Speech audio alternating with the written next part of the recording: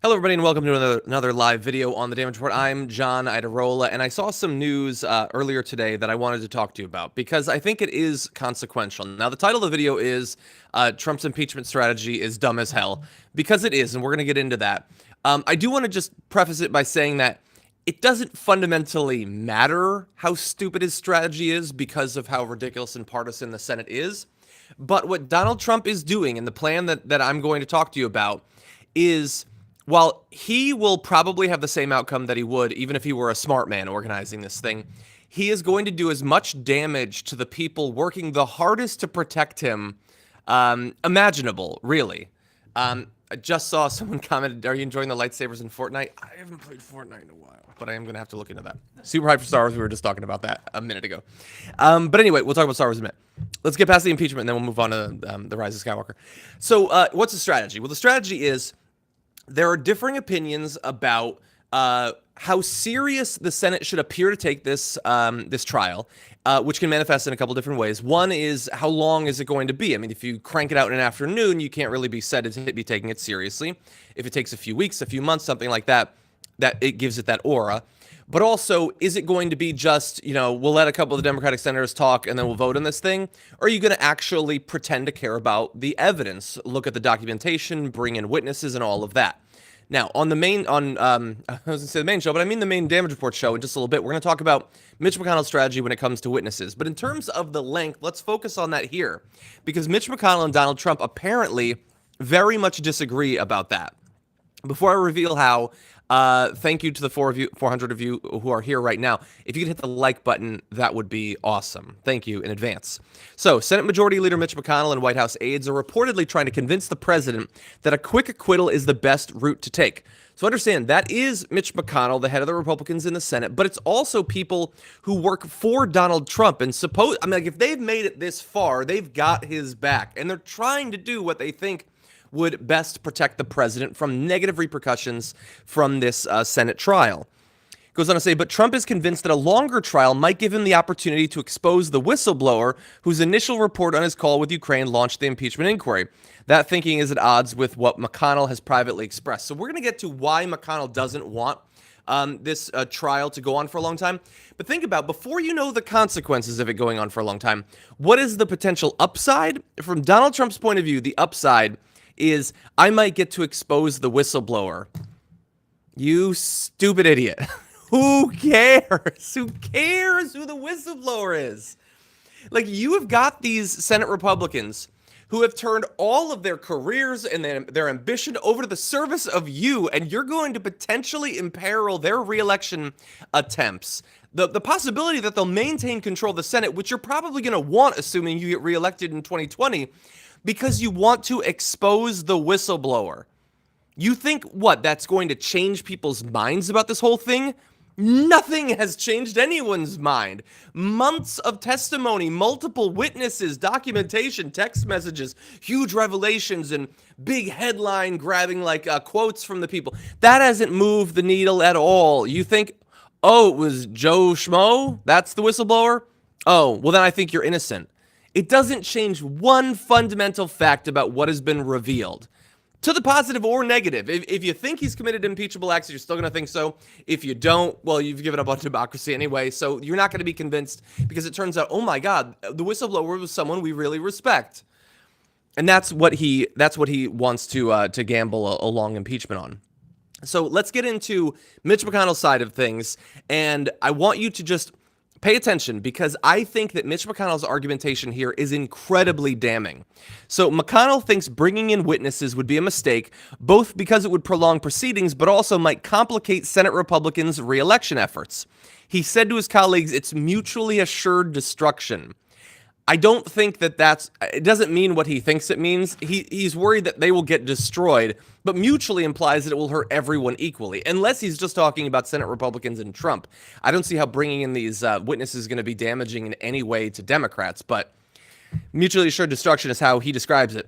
So, goes on to say, Republican senators are wary of ignoring Trump's wishes, but the majority of those who spoke to the Wall Street Journal said allowing witnesses to speak and possibly reveal new information might make it more difficult to acquit Trump.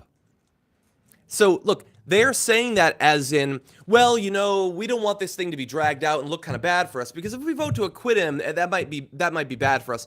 But what they're actually saying there is the evidence that will be revealed by witnesses will be so damning that it won't just hurt Trump, but it could drag down the people who are publicly defending him. Look, they're not going on the record, unfortunately. These are anonymous Republican senators talking to the Wall Street Journal, but that is incredibly damning because it undercuts everything that Mitch McConnell and Donald Trump are saying. It undercuts everything that Mitch McConnell is going to say in video on the show in about 20 minutes. I'm going to have that for you, where he gives an argument for why witnesses shouldn't be called. This reveals that to be 100% bullshit. 100%.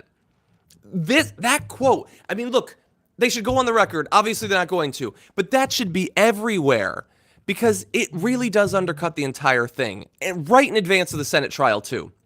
But anyway, the general point that Mitch McConnell is saying there is, look, it's corrupt and immoral and all of that. But I don't even think that Mitch McConnell is wrong.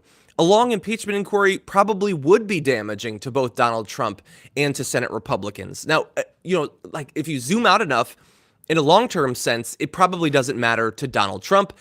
People know what they think about Donald Trump. But in terms of his chances of being acquitted, that seems pretty much locked in because the Republicans aren't actually thinking about the evidence. They don't care about the witnesses.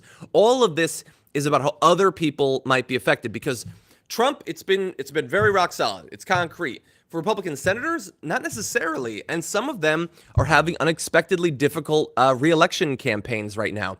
And as I alluded to earlier, the control of the Senate after 2020, that is going to be one of the most important things. Because if Trump gets reelected, but he doesn't have the Senate, his ability to damage the country in some ways will be severely limited. Now, in the most important way, it won't matter. He'll be screwing us over when it comes to climate change, and there's nothing that we can do about it if we don't have the presidency, or nothing to the level that needs to be done. But in other ways, it is very important. And alternatively, if we have a progressive president and we don't have the Senate, that's going to be a fun 4 years, or at least 2. And so super important. And he doesn't give he cares so much more about his own pet theory about who the whistleblower is and who is it that betrayed me, that he doesn't care if he sets fire to not just their careers, but to his second term, potentially. That is amazing. It's amazing to me. Okay. There are some other stories I want to talk about, Giuliani with Yovanovitch and all that. But I did want to talk to you guys for a little bit. Thank you, Bobby, for what you said. I will say, in terms of the lightsabers in Fortnite, I do want to play a little bit of Fortnite. I have not had much time for gaming, unfortunately, in some time, but I really don't want to miss that special event. I got to get the Rey skin. But anyway, so there is that. Also, I will say that the movie is being released soon. I have tickets to go see it on Thursday. I am so unbelievably hyped. And when I reveal why I'm hyped, there's this weird knee-jerk thing that I've noticed in 2 things. It has to do with Game of Thrones and Star Wars that I will never understand. And that is that, one of the reasons I'm hyped for Rise of Skywalker is because I really liked Last Jedi. And a lot of people will knee-jerk. Some of you already type in the comment out, how could you like that? It's terrible. Let me tell you why it's terrible. Let's talk about why it's terrible so I can convince you not to like it anymore. Why would I do that? I enjoy it. I like it. Now I'm hyped for the 3rd one. Like, I had people when I was in the minority when it came to Game of Thrones Season 8 saying that I liked it. I thought that the character evolutions were, for the most part, earned.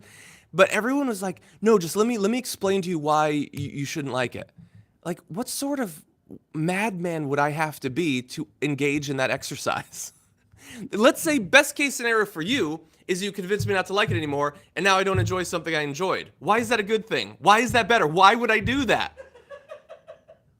Really? Like, okay, like, honestly, if you could just like everything, you wouldn't want to do that? Like, when I say that I like licorice, people are like, ew, it's disgusting. Yeah, but I enjoy it. Why wouldn't you want to enjoy it?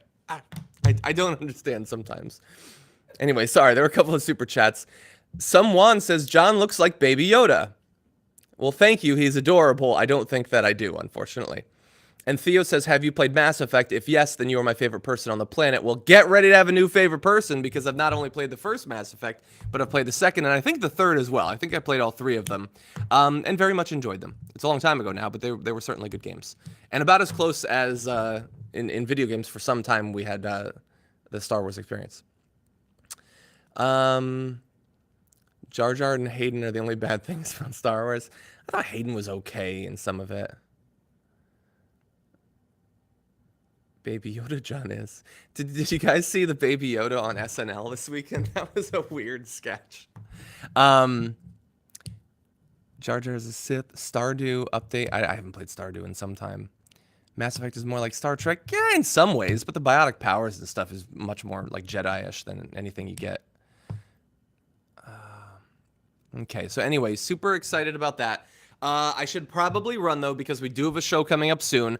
Emma Vigeland is going to be joining me. We're going to have, look, we got a little bit of serious stuff, a little bit of fun stuff. So Bernie Sanders has a new op-ed out today in the Washington Post about deficit hawks and what things are considered to cost money in Washington and what doesn't. We also have an update on Meghan McCain's little explosion yesterday. She invoked a pop culture thing to defend herself today. Emma and I are going to respond to that. But we've got a congressional candidate. We've got, meanwhile, in news from, let's see, we've got India, Bangladesh, and there was one other, Australia as well. So we're going to be looking into what's going on there. And like I said earlier in this video, we do have Mitch McConnell's, he's speaking in this video about why witnesses with firsthand information about what happened in this Ukraine scandal should not be allowed to testify before the Senate trials. So knowing what we know now, that is going to be very interesting. So anyway, thank you everybody for joining me. Love that you guys are always here for the morning live videos. I got to go get ready, but I will see you in like 15 minutes.